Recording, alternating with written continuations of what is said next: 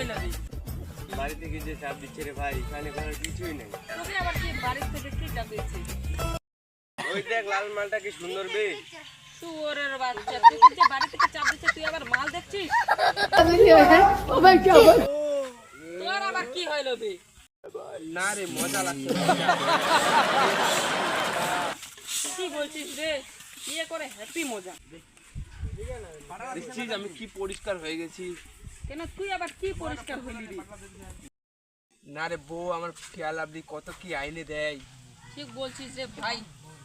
ছোড়ার বাচ্চা তুই আবার হাসছিস কেন? তুই বিয়ে করছিস?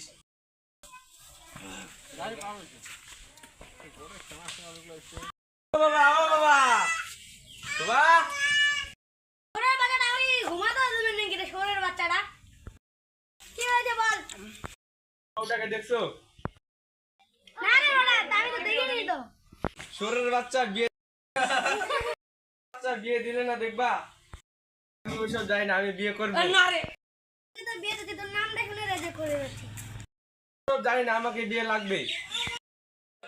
দাঁড়া দাঁড়া, কোথাও মশাইকে ফোন করি। এই সময় আবার কে ফোন দিল? হ্যালো, হ্যাঁ হ্যালো ঘটক মশাই, আমার বেটার জন্য একটা বউ দেখুন তো, বিয়ে দেবো।